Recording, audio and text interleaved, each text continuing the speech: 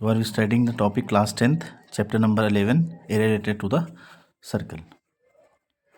We are studying today introduction part, introduction of this chapter. So in this chapter we will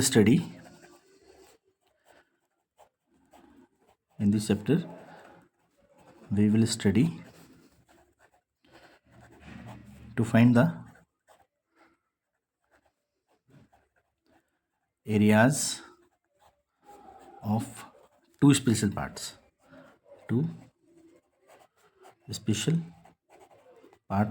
of a circular region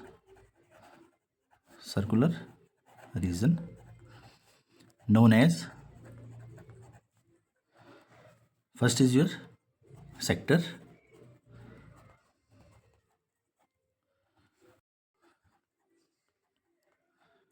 तो इस chapter में हम circle reason पढ़ेंगे जिसके दो part हैं, सेक्टर और सेगमेंट। सेक्टर के दो पार्ट होते हैं, एक माइनर सेक्टर होता है और एक मेजर सेक्टर होता है। माइनर और मेजर सेक्टर, तो माइनर को छोटा पार्ट बोला जाता है और जो मेजर सेक्टर होता है उसे हम लार्ज पार्ट बोलते हैं, यानी बड़ा पार्ट, जो बड़ा हिस्सा होता है उसे हम मेजर पार्ट के नाम से यानी मेजर सेक्टर के नाम से जानते हैं। सेगमेंट में भी वही होता है, एक छोटा पार्ट जिसको हम माइनर सेगमेंट बोलते हैं और एक बड़ा पार्ट जिसको हम मेजर सेगमेंट बोलते हैं। तो मेजर सेगमेंट जो होता है वो हमेशा बड़ा पार्ट होता है और माइनर सेगमेंट हमेशा छोटा पार्ट होता है। तो पहले हम पढ़ने जा रहे हैं, आपके लिए पहला टॉपिक तैयार है, sector of a circle. Sector of a circle ये बहुत इंपॉर्टेंट टॉपिक है, तो इसे ध्यान से पढ़िएगा और ध्यान से समझिएगा, फोकस यहीं पे रखिएगा। तो आपके पास एक सर्कल है, मैं बना रहा हूँ आपके लिए, ओ ए, ये बी सी एंड डी। अब जो सेक्टर ऑफ ए सर्कल होता है, ये होता क्या है, the area enclosed by two radii. आपके पास जो एरिया इनक्लोज होगा दो रेडियाई के बीच में, आपके पास दो रेडियस हैं, ओ एंड ओ सी आपको दे रखे हैं दो radii and the corresponding arc. आपके पास दो आर्क हैं, corresponding arcs and the corresponding arcs. आपके पास मैं आर्क बता देता हूँ, एक ए बी सी आर्क है और आपके पास ए डी सी आर्क है। ये बड़ा आर्क है, ये छोटा आर्क है। आर्क कौन कौन से आपके पास, ए बी सी छोटा आर्क है और एक आपके पास ए डी सी बड़ा आर्क है। इसको हम क्या बोलते हैं, it's called sector of a circle.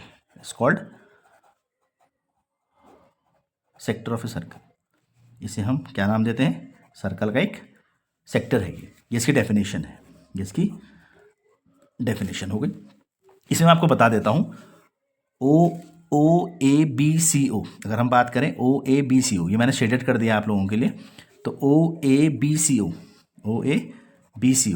ठीक है, ये क्या है आपके लिए, एक सेक्टर ऑफ अ सर्कल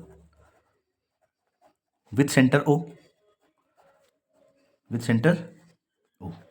और जो आपके पास एंगल ए ओ सी, ये वाला जो एंगल है जिसमें मैं डार्क कर रहा हूँ, तो एंगल ए ओ सी जो है उसको हम क्या बोलते हैं, उसे हम कहते हैं एंगल ऑफ द सेक्टर। क्या बोलते हैं हम, एंगल ऑफ द सेक्टर, इसे हम कहते हैं एंगल ऑफ द सेक्टर। तो आपके पास दो चीज़ें हैं इसमें, ओ ए बी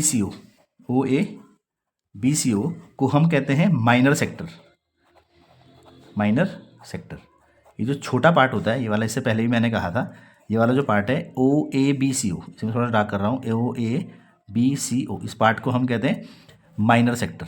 क्या बोलते हैं, माइनर मतलब छोटा पार्ट, आपको दिख रहा होगा यहाँ से, ये क्या है, एक माइनर सेक्टर। और जो आपके पास बड़ा पार्ट है ओ A D C O,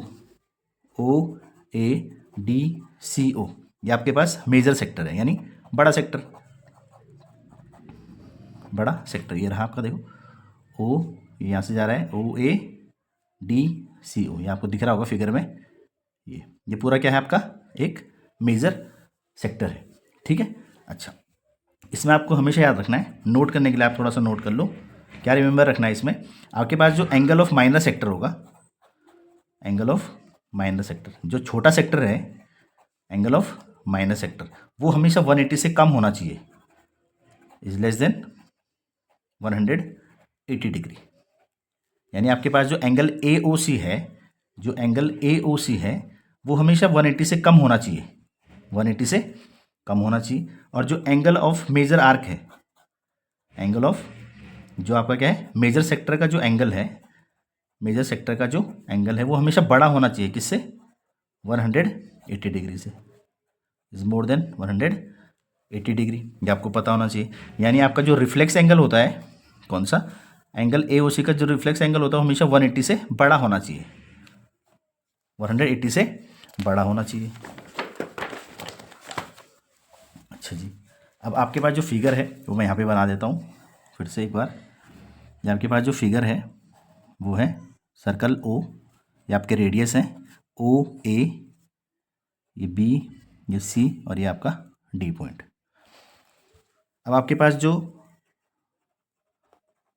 some of angles, जो सम ऑफ एंगल्स होते हैं आपके, दो सेक्टर होते हैं, एक माइनर सेक्टर और ये आपका major sector.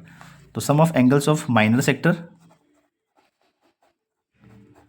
And major sector, minor sector and major sector, ये हमेशा 360 डिग्री होना चाहिए, ये हमेशा 360 डिग्री होना चाहिए। यानी अगर मैं बोलूँ एंगल AOC प्लस एंगल जो उसका रिफ्लेक्स एंगल होता है एंगल AOC का, इसका जो सम होगा वो हमेशा कितना डिग्री होना चाहिए?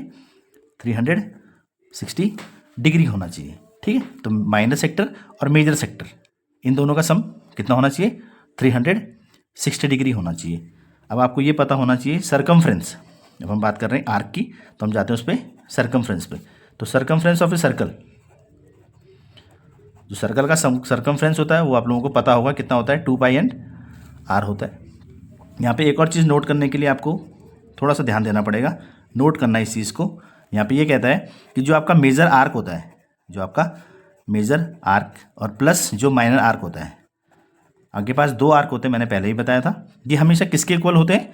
सरकमफ्रेंस ऑफ द सर्कल के, सरकमफ्रेंस ऑफ द सर्कल के, सरकमफ्रेंस ऑफ द सर्कल के। यानी आपके पास जो मेजर आर्क है, ये वाला जो मेजर आर्क है, दिस वन, मैं थोड़ा सा डार्क कर रहा हूँ, AD, ये वाला जो ये आपका मेजर आर्क है, इसका सम और इसका सम आपको दिख रहा होगा, ये वाला, इसका सम और इसका सम आपको बता देता हूँ ब्लैक पेन से थोड़ा सा। ये आपका जो ये वाला आर्क है, ये आपका मेजर आर्क है, मैं थोड़ा सा डार्क कर रहा हूँ आप लोगों के लिए, ये वाला, ये आपका मेजर आर्क है, देखिए आप ध्यान से, ये, और जो रेड वाला है इसे मैं थोड़ा सा माइनर आर्क कर रहा हूँ। तो ये वाला आपका क्या हो जाएगा? ये आपका हो गया मेजर आर्क यानी बड़ा आर्क, और ये वाला हो गया आपका छोटा आर्क यानी माइनर आर्क। तो इन दोनों का जो सम होता है वो सरकमफ्रेंस ऑफ द सर्कल के बराबर होना चाहिए। यानी जो मेजर आर्क है वो क्या आपके पास? ADC प्लस आपका क्या है? ABC, ये दोनों आर्क हैं, तो इन दोनों का जो सम होगा वो किसके इक्वल हो जाएगा? 2πr के इक्वल हो जाएगा। ये नोट करने वाली पहली चीज़ है आपके लिए। और सेकंड चीज़ ये है कि आपका जो एरिया होता है, area of minor sector, area of minor sector plus area of major sector, area of major sector, area of minor sector plus area of major sector, ये हमेशा किसके इक्वल होना चाहिए? πr² के बराबर। किसके इक्वल होना चाहिए? πr²। यानी πr² होता क्या है? ये आपका एरिया ऑफ ए सर्कल होता है, area of a circle. Confusion नहीं होना चाहिए, सरकमफ्रेंस 2πr होता है और एरिया πr² होता है। कई बच्चे 2πr एरिया को लिख देते हैं और सरकमफ्रेंस को πr²। तो अपने दिमाग में ये ध्यान रखिए कि जो सरकमफ्रेंस होता है, जो बाउंड्री होती है, उसे हम सरकमफ्रेंस बोलते हैं। तो सरकमफ्रेंस कितना होना चाहिए? 2πr। और जो उसकी क्या होती है अंदर का पार्ट, उसे हम एरिया बोलते हैं। तो एरिया कितना होना चाहिए? πr²। अब हम बात कर रहे हैं area of sector, area of the sector of a circle. ये टॉपिक बड़े ध्यान से पढ़िएगा क्योंकि इससे बहुत कुछ पूछा जाता है एग्जाम में। तो हम क्या करते हैं, एक सर्कल लेते हैं और सर्कल में सेंटर O से OA, B, C और ये D। अब हमने क्या किया, एक सर्कल लिया, let us consider a circle, let us consider a circle. मैंने एक सर्कल लिया, let us consider a circle with centre O, with centre O। आपको फिगर में दिख रहा होगा, मैंने एक सर्कल लिया जिसका सेंटर क्या है? O, having radius R। इसका जो रेडियस है, हैविंग रेडियस R, इसका जो है वो रेडियस है। एंड माइनर सेक्टर, और मैंने इसका छोटा जो सेक्टर लिया आपको मैंने पहले ही बताया था कि जो माइनर सेक्टर होता है वो ये वाला होता है। तो जो माइनर सेक्टर मैंने लिया है वो मैंने थीटा लिया है विद एंगल थीटा। तो थीटा इसका एंगल हो गया, इसका रेडियस जो है 2 रेडियस होते हैं इसके पास, तो रेडियस हो गया और इसका जो थीटा है वो एंगल हो गया इसका।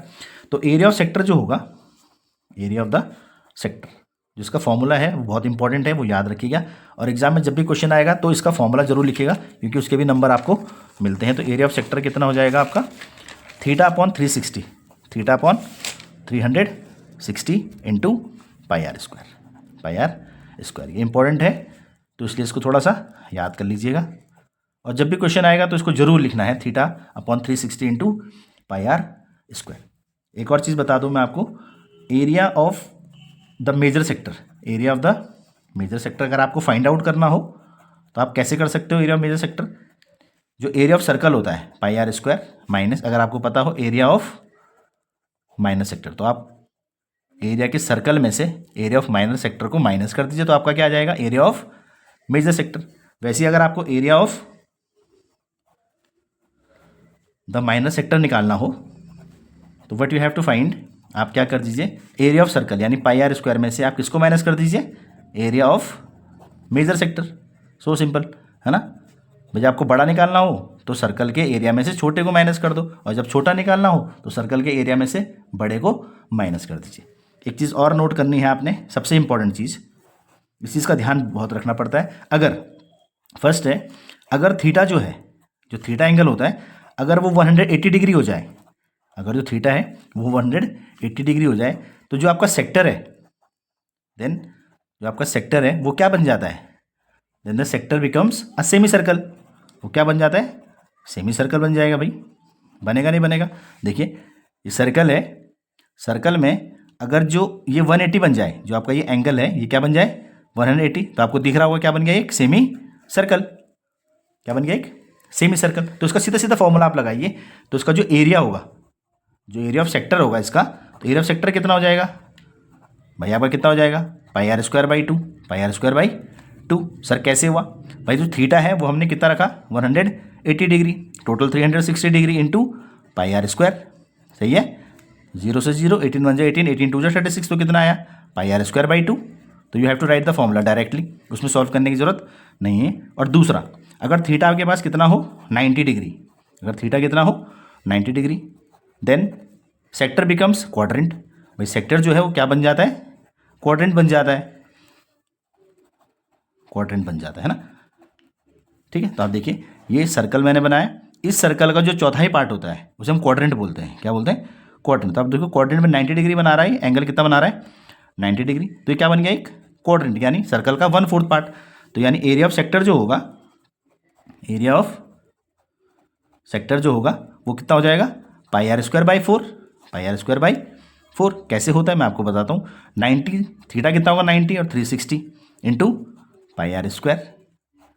तो 0 से 0, 9 1 9, 9 4 36, तो यानी आपका आंसर कितना आया पाई स्क्वायर बाई 4। तो ये जो चीज़ें मैंने आपको बताई बहुत इंपॉर्टेंट है और जो ये नोट करने वाली चीज़ें ये आप नोट जरूर कीजिएगा और इसको एक बार जरूर रिवाइज। चैनल या मेरे नोट्स बहुत अच्छे लग रहे हो तो प्लीज़ मेरे चैनल को सब्सक्राइब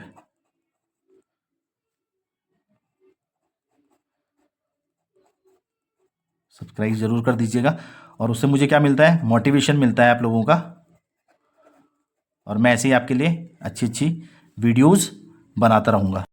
और अगर आपको ऐसा लगता हो कोई क्वेश्चन आपको नहीं आ रहा हो तो प्लीज़ मुझे कमेंट ज़रूर कीजिएगा कि सर मुझे क्वेश्चन बताना है, मैं क्लास 6 से और क्लास 12 तक पूरे नोट्स आपको प्रोवाइड कर दूँगा।